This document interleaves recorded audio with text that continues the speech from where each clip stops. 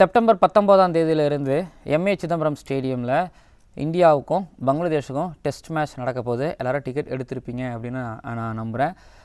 இந்த எம்ஏ சிதம்பரம் ஸ்டேடியமில் நிறைய ஹிஸ்டாரிக் நிறைய கிரிக்கெட் மூமெண்ட்ஸ் நடந்திருக்குது. 1999 India versus Pakistan test match உங்களுக்கு ஞாபகம் இருக்கும்.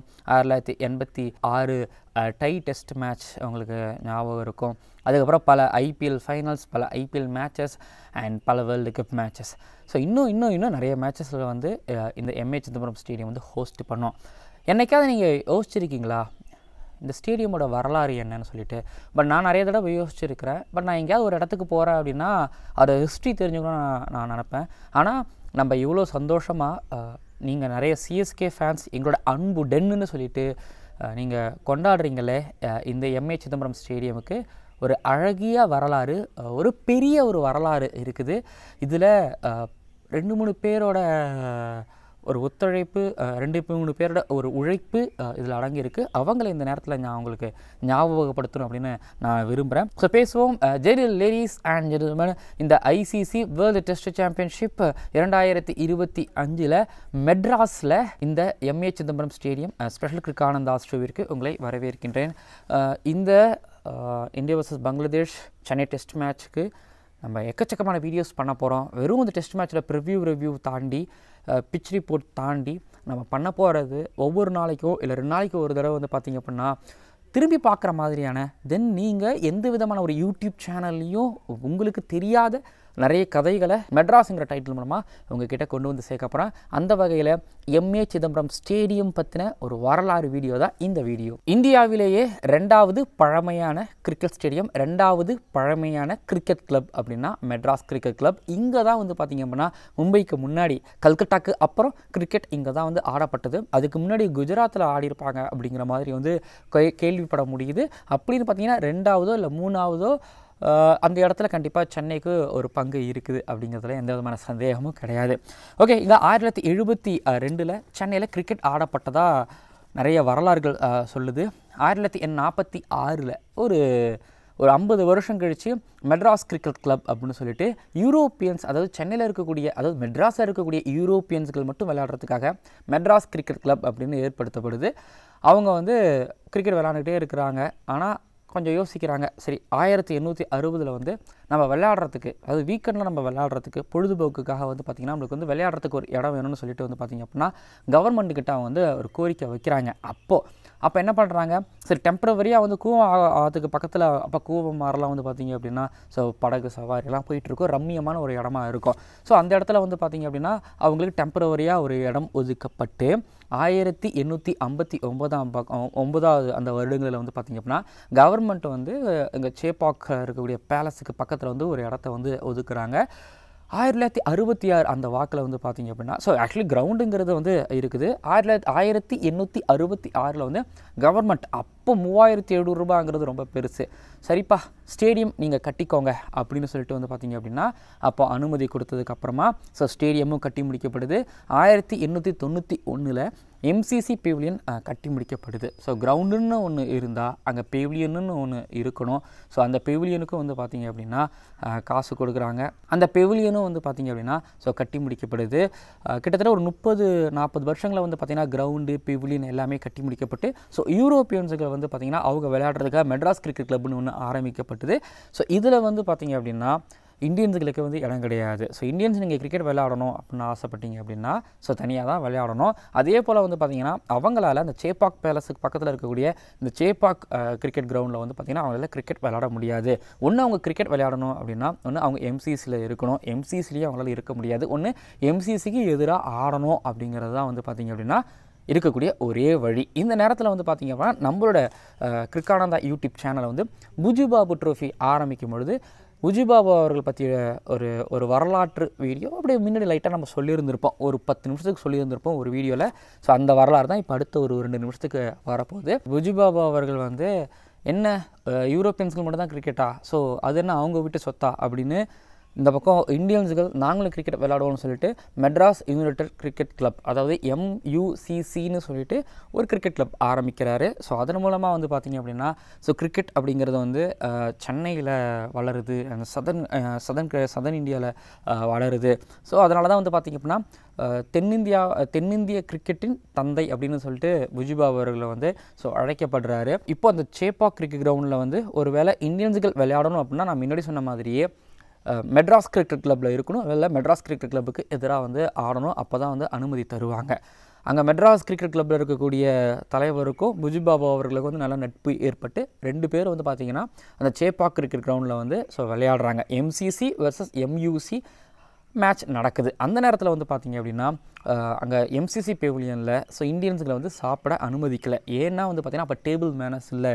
ஏன்னா இந்தியன்ஸுகளை வந்து தரையில் சப்பளங்குந்தி போட்டு சாப்பிட்டவங்க அப்படிங்கிறதுனால வந்து பார்த்திங்க அப்படின்னா இவங்க டேபிளில் உட்காந்து சாப்பிட தெரில அப்படிங்கிறதுனால MCC பெவிலியனுக்குள்ளே வந்து இவங்களை அனுமதிக்கலை. மரத்து அடியில் உட்காந்து சாப்பிட்றாங்கங்கிறது அவருக்கு ஒரு கோபமாகவும் இருக்குது.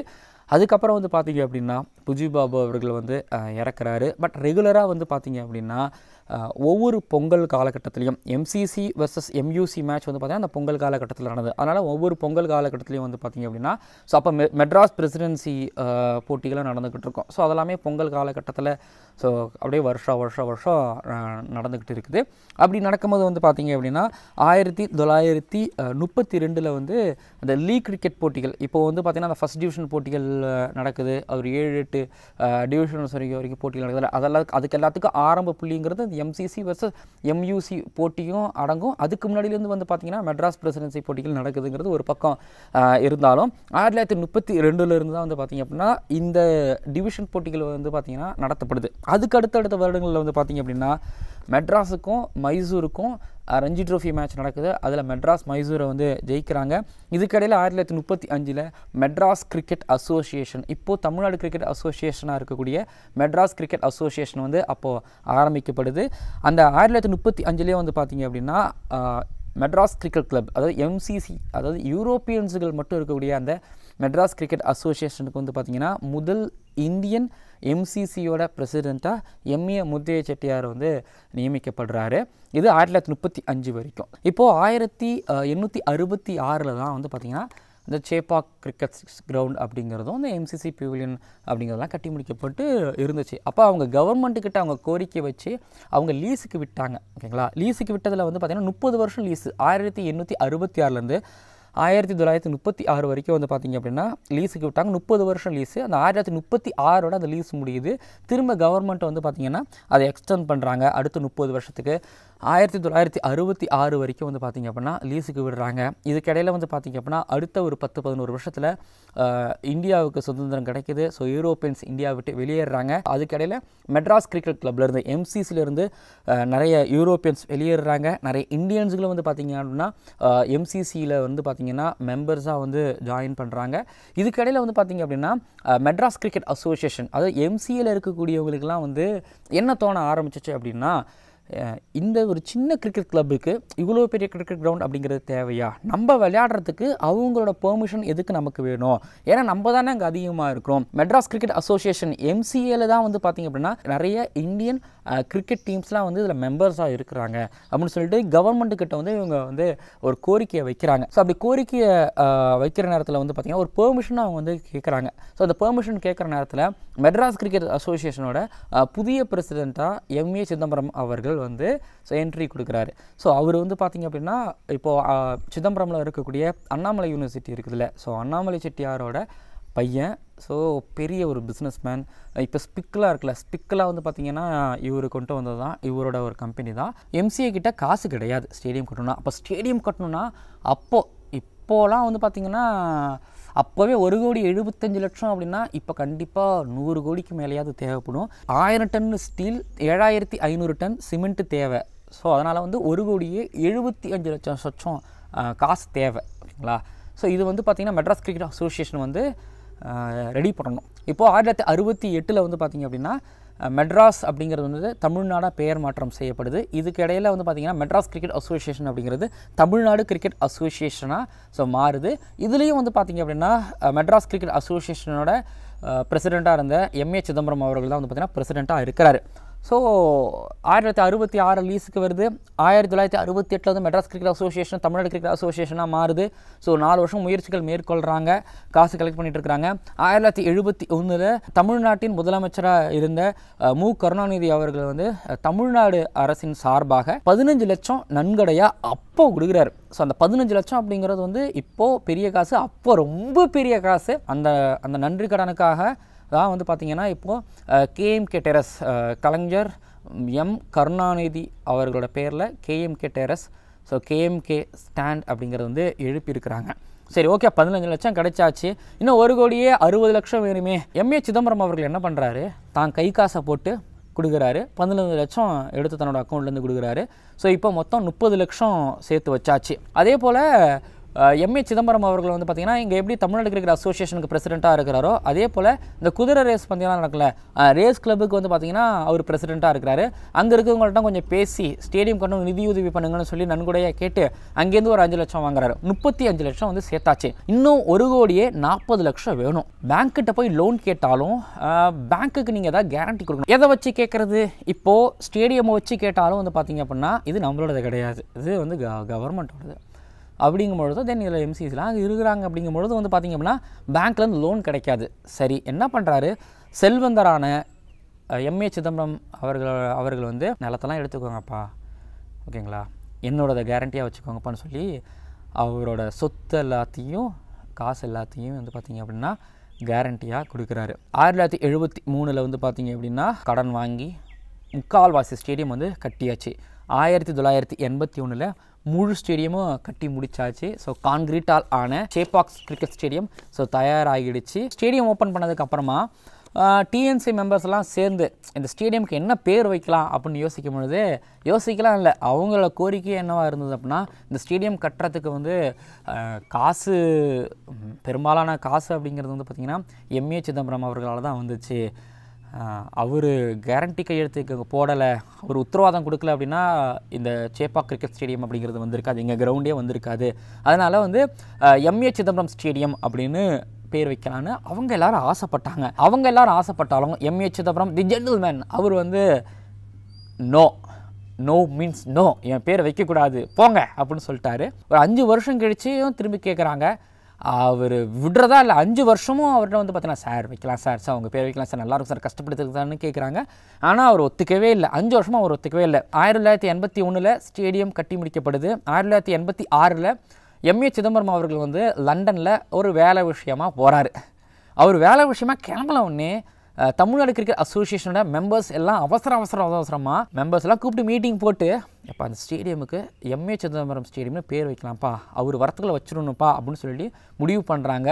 முடிவு பண்ணி மீடியாவெல்லாம் கூப்பிட்டு ஸோ பேர்லாம் வச்சுட்டோம்ப்பா, இதுதான்ப்பா சிதம்பரம் ஸ்டேடியம்ப்பா அப்படின்னு சொல்லி சொல்கிறாங்க. இது சிதம்பரம் அவர்கள் வந்ததுக்கப்புறமா தெரியுது, சிதம்பரம் அவர்கள் வந்து எவ்வளவோ ட்ரை பண்ணுறாரு, அவரால் பேரை மாற்ற முடியலை. அன்றிலிருந்து இன்று வரைக்கும் இந்த Chennai Chepauk cricket stadium Chidambaram stadium அப்படின்னு அழைக்கப்படுது. அன்னைக்கு சிதம்பரம் அவர்கள் தன்னோட பர்சனல் கேரண்டியை கொடுக்கலன்னா, ஒருவேளை நீங்கள் ஸ்டேடியம்லாம் கட்டி முடித்ததுக்கப்புறம் நஷ்டமாகி டிஎன்சிஏவில் இந்த காசு எல்லாத்தையும் கட்டி முடிக்கப்படலை அப்படின்னா டிஎன்சிஏ கிட்டேருந்து எதையும் வாங்க முடியாது. ஏன்னா அவங்களுக்கு சொந்தமானதாக எதுவுமே கிடையாது, அவங்க லீஸுக்கு தான் இருக்கிறாங்க. இப்போது டிஎன்சிஏ கட்டி முடிக்கலை அப்படின்னா சிதம்பரம் இருக்கார்ல, அவர் சொத்தை எல்லாத்தையும் விற்று காசாக ஆக்கிப்பாங்க பேங்க்காரங்க. ஸோ சிதம்பரம் அவர்கள் வந்து ஸோ துணிஞ்சு பெரிய மனசு பண்ணி அவர் தன்னோட சொத்து பத்து எல்லாத்தையும் வச்சுக்கோங்கப்பா அப்படிங்கிற மாதிரி கொடுத்து உத்தரவாதம் கொடுத்து கேரண்டி கையெழுத்து போட்டு இப்போது அவர் அதை பண்ணதுனால தான், அந்த மகான் அதை பண்ணதுனால தான் இங்கே நமக்கு சிதம்பரம் ஸ்டேடியம் அப்படின்னு மெரினாவுக்கு பக்கத்தில் ஒரு அற்புதமான ஒரு அழகிய ஒரு ஸ்டேடியம் அப்படிங்கிறது வந்து கிடச்சிருக்குது. நீங்கள் ஒவ்வொரு தடவையும் சிதம்பரம் ஸ்டேடியமுக்குள்ளே போகிறீங்க அப்படின்னா நீங்கள் சிதம்பரம் அவர்கள் வந்து நினச்சிக்கோங்க. நீங்கள் அன்புடன்னு நீங்கள் சொல்கிறீங்களே, அது சிதம்பரம் அவர்களால் தான் இது வந்துச்சு. பல ஊர்லேருந்து வந்து இந்த கிரவுண்டை புகழ்வாங்க. அதுக்கு எல்லாத்துக்கும் காரணம் நம்ம ஊரில் ஒரு கிரிக்கெட் ஸ்டேடியம் இருக்குன்னா அதுக்கு காரணம் சிதம்பரம் அவர்கள் தான். அதுக்கு புஜுபாபு ஒரு காரணம் அப்படிங்கிறத தாண்டி இந்த பக்கம் எம்ஏ சிதம்பரம் அவர்கள் தான். ஸோ இதுக்கு இத்தகைய வரலாறு அப்படிங்கிறது வந்து இருக்குது. அண்ட் இந்த எம்ஏ சிதம்பரம் ஸ்டேடியம் 1981 கட்டி முடிக்கப்பட்டு அதுக்கப்புறம் 2011 வேர்ல்டு கப்புக்கு முன்னாடி ஒரு சில மாறுதல்களோடு வந்து அதுக்கப்புறம் வந்து பார்த்திங்கன்னா மாறுதல்களோட வந்து அண்ட் கோவிடுக்கு அப்புறம் இடிச்சு கேஎம்கே டெரஸ் கட்டி ஒரு மாறுதல்களோட கிட்டத்தட்ட 4 மாறுதல்களோட இந்த எம்ஏ சிதம்பரம் அவரோட பேரை கம்பீரமாக தாங்கி அந்த மகானோட பேரை கம்பீரமாக தாங்கி இப்போ வரைக்கும் சும்மா கம்பீரமாக நிற்கிது. கிரவுண்டுக்குள்ள உள்ள போகும்போது அது வேறு மாதிரியான ஒரு வைப்பு கொடுத்தது. இது வரைக்கும் அன்புடன்னு சொல்லிட்டு அண்ட் சேப்பாக் ஸ்டேடியம்னு சொல்லிட்டு இந்த கிரவுண்டு மேலே நிறைய பேருக்கு தீரா காதல் இருக்கும். அந்த காதலுக்கும் இந்த புகழ்பெற்ற ஒரு ஸ்டேடியம் வருவதற்கு காரணமாக இருந்தவர் எம்ஏ சிதம்பரம் அவர்கள். இந்த இடத்துல எம்ஏ சிதம்பரம் அவர்கள் நினைவு கூறுறதுல வந்து ரொம்ப பெரிய சந்தோஷப்படுற பெருமை கொள்கிறது இந்த கிரிக்கானந்தா சேனல் அண்ட் சப்ஸ்கிரைபர்கள் சார்பாக. அண்ட் இந்த வீடியோ உங்களுக்கு பிடிச்சிருந்ததுன்னா ஷேர் பண்ணுங்கள், கமெண்ட் பண்ணுங்கள். எம்ஏ சிதம்பரம் அவர்கள் பற்றி கீழே வந்து உங்களோட கருத்துக்களை பதிவு பண்ணுங்கள். சேப்பாக்கில் அந்த ஸ்டேடியம் இருக்கிற வரைக்கும் அண்ட் எம்ஏ சிதம்பரம் அவரோட பெயர் அப்படிங்கிறது ஒவ்வொருத்தரோட வாயிலிருந்து உச்சரிக்கப்படும். முன்ன பிரிண்டிங் மீடியம் இருந்தது, radio, TV, YouTube, social media and அதுக்கப்புறம் என்னவாக இருந்தாலும் அதுலேயும் எம்ஏ சிதம்பரம் அவரோட பெயர் அப்படிங்கிறது காலாகாலத்துக்கு நிற்கும். ஏன்னா அப்படி ஒரு விஷயத்தை அவர் பண்ணிட்டு கொடுத்துட்டு போயிருக்கிறாரு. ஸோ இந்த எபிசோட் உங்களுக்கு ரொம்ப பிடிச்சிருக்குன்னு நினைக்கிறேன். அடுத்த மெட்ராஸ் எபிசோடில் உங்களை சந்திக்கிறேன். மறக்காமல் சப்ஸ்கிரைப் பண்ணுங்கள், சப்போர்ட் பண்ணுங்கள், சப்ஸ்கிரைப் பண்ணுங்கள்.